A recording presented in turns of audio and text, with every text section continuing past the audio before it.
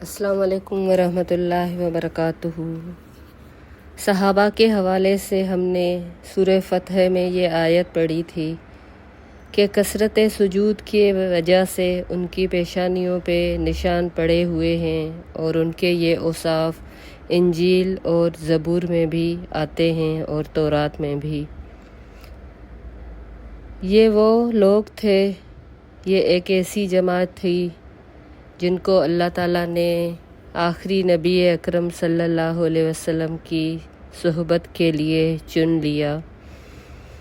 یہ اللہ کے پسندیدہ شخصیات تھیں اور اللہ کی یہ مشیت تھی کہ یہ خاتم النبیین سے براہ راست فیض حاصل کریں، ان سے تعلیم اور حکمت اور کتاب کی تعلیم لیں۔ پھر آپ دیکھیں کہ یہ وہ جماعت ہے کہ انبیاء کرام کے بعد اس زمین پہ اس سے بہتر کوئی بھی جماعت نہیں آ سکی۔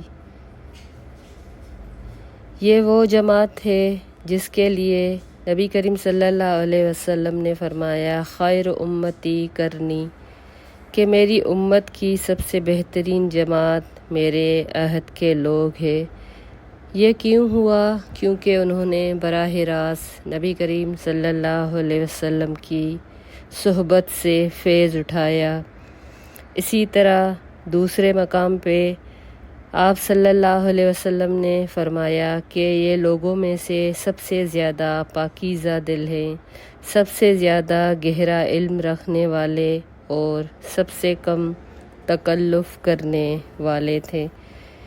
ان کی سیرت اور کردار کے بارے میں ان کے دشمنوں نے بھی گواہی دی۔ ایک بار ایک رومی قیدی رہا ہو کر جب ہرقل کے دربار میں پہنچا تو صحابہ رضی اللہ تعالیٰ عنہ کے اوصاف وہ اس طرح سے بیان کرتا ہے۔ وہ راتوں کو قیام کرتے ہیں، دن کو روزہ رکھتے ہیں، عہد کی پاسداری کرتے ہیں، نیکی کا حکم دیتے ہیں، برائی سے روکتے ہیں اور آپس میں ایک دوسرے کے خیر خواہ ہیں۔ تو صحابہ کرام کے حوالے سے میرے ذہن میں آیا کہ ہم نے بہت سارے صحابہ کے بارے میں پڑھا ہے، لیکن کبھی کسی کا بیان نہیں کر سکی، تو دل چاہا کہ ان محترم ہستیوں کے بارے میں بھی ہم جانیں جن کے ہم صرف نام جانتے ہیں۔ تو آج سے یہ سلسلہ شروع کرنے کا سوچا۔ اس سلسلے میں سب سے پہلے میں نے انتخاب کیا آپ صلی اللہ علیہ وسلم کے پیارے چچا حضرت حمزہ بن عبد المطلب رضی اللہ تعالیٰ عنہ کا۔ یہ اللہ اور رسول کے شیر اور تجربے کار شہ سوار تھے۔ ان کے اسلام قبول کرنے سے مسلمانوں کو غلبہ ملا تھا اور کھلے عام عبادت کرنے کی سعادت میسر ہوئی تھی۔ یہ غزوہ بدر میں بھی شریک ہوئے تھے۔ انہوں نے غزوہ احد میں جام شہادت نوش فرمایا۔ نبی کریم صلی اللہ علیہ وسلم اس سال بہت غمگین ہوئے تھے۔ آئیے ان کا ذکر کرتے ہیں۔ حضرت حمزہ بن عبد المطلب آپ صلی اللہ علیہ وسلم کے چچا، شیر خدا، شیر رسول اللہ صلی اللہ علیہ وسلم کے رضائی بھائی بھی ہوتے ہیں۔ ان کی کنیت ابو عمارہ تھی اور بعض نے ان کی کنیت ابو لیلہ بھی بیان کی ہے۔ یہ شہ سواروں کے سردار، مجاہدین کے سرخیل، رسول اللہ صلی اللہ علیہ وسلم کے منتخب اور مخصوص حامی و ناصر تھے۔ آپ صلی اللہ علیہ وسلم ان کے ساتھ بہت سارے خوشگوار لمحے گزارتے ہیں۔ ان کے بارے میں جب ہم پڑھتے ہیں تو پتہ چلتا ہے کہ یہ ان عالی مرتبت لوگوں میں سے تھے جنہوں نے اللہ کے ساتھ کیے گئے عہد و پیمان کو صدقے دل سے نبھایا۔ انہوں نے دنیا اسلام میں حق کے پرچم کو لہرانے میں آزمائشوں سے گزرنے کا بڑا ہی دل فریب انداز اختیار کیا۔ ان کے لیے اشعار کہے جاتے ہیں کہ یہ وہ بہادر ہے جسے عزت و شرف کے لحاظ سے بنو ہاشم کی ناک ہونے کا شرف حاصل ہوا، یعنی کہ اتنا ان کا اکرام تھا اپنے قبیلے میں۔ اور یہ وہ خاندان ہے جس میں نبوت، سخاوت اور سرداری ورثے میں چلی آ رہی ہے۔ حضرت حمزہ کی پرورش شہ سواری کی لگن اور عسکری فنون سے والہانہ ماحول میں ہوئی۔ وہ اپنے دوستوں میں جنگی گرفت اور طاقت کے حوالے سے مشہور و معروف تھے اور مکہ کے معزز قریشی نوجوانوں میں ان کا شمار کیا جاتا تھا۔ ان کو پرندوں اور خاص طور پہ ہرن کے شکار کا بہت شوق تھا۔ یہ اپنا شوق پورا کرنے کے لیے مکہ کی وادیوں میں نکل جایا کرتے تھے۔ اسی نہج پہ چلتے چلتے ان کی جوانی ڈھل گئی۔ ایک دن کیا سنتے ہیں کہ ان کے بھائی کے بیٹے محمد بن عبداللہ پہ صلی اللہ علیہ وسلم پہ وحی نازل ہوتی ہے اور وہ اللہ کے رسول صلی اللہ علیہ وسلم ہیں۔ کیونکہ یہ تھوڑا سا اپنے شوق میں بھی پورے ہوتے تھے، یعنی کہ یہ ہرن کا شکار کرنے جنگلوں میں نکل جایا کرتے تھے، تو شروع میں انہوں نے اس طرف کوئی خاص توجہ نہیں تھی، اپنی شہ سواری اور شکار میں مشغول رہے اور نئے دین کے بارے میں کچھ خاص غور و خوض نہیں کیا جو دین قریش سے لگا نہ کھاتا تھا۔ بہرحال یہ اپنی طبیعت کے تھے۔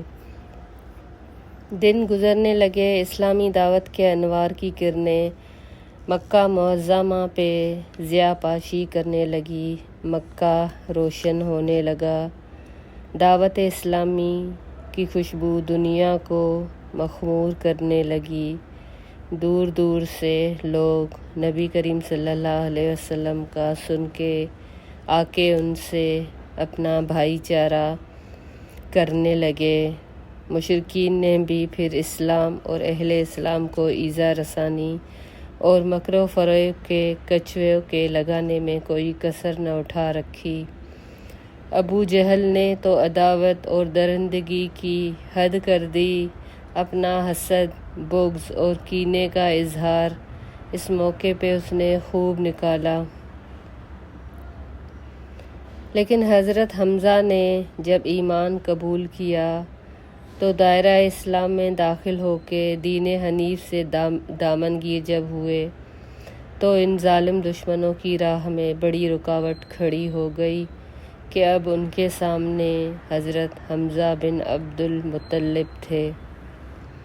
ان کے اسلام قبول کرنے کا ایک سبب تھا ان کی بہن صفیہ بنت عبد المطلب، جو رسول اللہ صلی اللہ علیہ وسلم کی پھوپھی، زبیر بن عوام کی والدہ اور عبداللہ بن جدعان کی کنیز نے حضرت حمزہ کو اس وقت بتایا جب کہ وہ شکار سے واپس آ رہے تھے کہ آج ان کے بھائی کے فرزند حضرت محمد صلی اللہ علیہ وسلم ان کے پاس تشریف فرما تھے۔ ابو جہل نے اسے بہت ستایا اور کمینگی کی حد کر دی، لیکن حضرت محمد صلی اللہ علیہ وسلم نے ان کے ساتھ کوئی بھی بات نہ کی، نہ اس کی کسی بات کا جواب دیا۔ اب اپنے بھتیجے پر کیے گئے ظلم اور زیادتی کو سن کر حضرت حمزہ بن عبد المطلب غصے سے شرابور اور غیرت و خودداری سے لال پیلے ہو گئے، کیونکہ اللہ تعالیٰ نے ان پر اپنی رحمت اور کرم نوازی نچھاور کرنے اور اپنے دین اور نبی کی رفاقت کا اعزاز دینے کا ارادہ کر لیا تھا۔ یہ ابو جہل کی تیزی میں تلاش میں نکلتے ہیں، مسجد حرام میں داخل ہوتے تو خلاف عادت کسی سے بات نہیں کرتے۔ ابو جہل کو اپنی قوم کے افراد میں بیٹھا دیکھا، اس کے پاس جاتے ہی پورے زور سے اپنی کمان اس کے سر پہ دے ماری، جس سے اس کا سر بری طرح پھٹ گیا اور اس سے کہا، کیا تم اسے گالی دیتے ہو حالانکہ میں نے اس کے دین کو قبول کر لیا؟ میں وہی کچھ کہتا ہوں جو وہ کہتا ہے۔ اب اگر تم میں کوئی ہمت ہے تو میری بات کا جواب دو۔ ابو جہل کی مدد کے لیے ان کی قوم بنی مخزوم کے چند افراد اٹھے، لیکن ابو جہل نے انہیں روکتے ہوئے کہا کہ حمزہ بن عبد المطلب کو کچھ نہ کہنا، میں نے واقعی اس کے بھتیجے کو برا بھلا نعوذ باللہ کہا ہے۔ حضرت حمزہ بن عبد المطلب غصے کی حالت میں واپس اپنے گھر آئے۔ جب اپنے گھر آ کے قدرے سکون ملا تو شیطانی وسوسوں اور رنگ برنگے خیالات نے گھیر لیا۔ مختلف قسم کے فکر ان کے دل میں اٹھنے لگے کہ کیا تم نے اپنے آبائی اور قومی دین کو چھوڑ دیا ہے اور اپنے بھتیجے کے دین کو قبول کر لیا ہے؟ بہرحال اللہ نے ان کو سیدھی راہ پہ چلنے کی توفیق عطا فرمائی۔ انہوں نے طلب کیا تو اللہ نے بھی ان کو ثابت قدمی کی توفیق دی۔ یہ فرماتے ہیں کہ مجھے اپنے آبائی اور قومی دین ترک کرتے ہوئے بڑی شرم محسوس ہوئی اور میں بہت شکوک اور شبہات میں مبتلا بھی رہا۔ اسی کیفیت میں رات بسر کی، مجھے نیند نہ آئی۔ میں کعبہ میں حاضر ہوا، اللہ تعالیٰ سے گڑ گڑا کے التجا کی کہ وہ حق کے لیے میرا سینہ کھول دیں اور ان وسوسوں کو میرے دل سے دور کر دے۔ ابھی میں اپنے دعا سے فارغ ہی ہوا تھا کہ باطل جاتا رہا اور میرا دل یقین سے لبریز ہو گیا۔ میں رسول اللہ صلی اللہ علیہ وسلم کے پاس آ گیا۔ آپ کو میں نے اپنے دل کی کیفیت سے آگاہ کیا۔ آپ نے میرے حق میں دعا کی صلی اللہ علیہ وسلم، اور اللہ تعالیٰ نے مجھے ثابت قدمی عطا فرمائی۔ حضرت حمزہ کے دل میں اب اسلام نے جگہ لے لی۔ روح اسلام کے وجدان سے خوشگوار انداز میں دھڑکنے لگی۔ ایمان کی نور اور فوار سے ان کے دل میں روشنی ہونے لگی اور انہوں نے اپنے دل میں بہت سکون، اطمینان محسوس کیا۔ اسحاق رحمہ اللہ فرماتے ہیں کہ جب امیر حمزہ رضی اللہ تعالیٰ عنہ مسلمان ہو گئے تو قریش نے یہ جان لیا کہ اب رسول اللہ صلی اللہ علیہ وسلم محفوظ ہو گئے ہیں۔ امیر حمزہ آپ کا دفاع کریں گے، اور وہ اپنی شرارتوں سے کچھ عرصے کے لیے باز آ گئے۔ حضرت حمزہ ایمان اور دعوت کے دفاع کی راہ پر چلتے ہوئے بہت بڑے مقام پہ پہنچ گئے جس پر کوئی اور مسلمان ابھی تک نہیں پہنچ سکا تھا۔ آپ صلی اللہ علیہ وسلم نے انہیں سید الشہداء کے لقب سے نوازا، شیر خدا، شیر رسول کا اعزاز دیا۔ ان کا اسلام قبول کرنا مسلمانوں کے لیے عزت اور رسول صلی اللہ علیہ وسلم کے لیے قوت کا سبب بنا۔ اس سے قریش کے حوصلے پست ہو گئے، ان کی زبانیں چپ ہو گئیں۔ یوں لگتا تھا جیسے ان کے گلوں میں ہڈی پھنس کر رہ گئی ہے۔ ان کی نخوت پسپائی میں بدل گئی اور غرور کو اللہ نے مٹی میں ملا دیا۔ اب دعوت کا کام اعلانیہ ہونے لگا، اس سے پہلے پوشیدہ انداز میں کیا جاتا تھا۔ انہوں نے بآواز بلند کلمہ حق کا اعلان کیا، جبکہ پہلے چپکے چپکے اس کی تلقین کی جاتی تھی۔ اب جبکہ انہوں نے قریش کے سرکشوں کے سامنے تکبیر کا نعرہ بلند کیا تو ان کے ساتھ اسلام کو بہت تقویت ملی اور حق کو سربلندی کے اظہار کا موقع ملا۔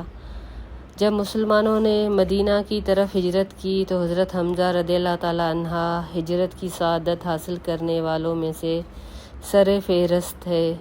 مدینہ منورہ میں رہائش پذیر ہوئے تو جب مخاوات کا سلسلہ شروع ہوا، رسول اللہ صلی اللہ علیہ وسلم نے امیر حمزہ اور زید بن حارثہ کے درمیان مواخات کا رشتہ قائم کیا۔ انشاءاللہ ان کا باقی کا ذکر ہم آئندہ بیان میں کریں گے۔ ویڈیو کو لائک، شیئر اور سبسکرائب کریں۔ السلام علیکم ورحمۃ اللہ وبرکاتہ۔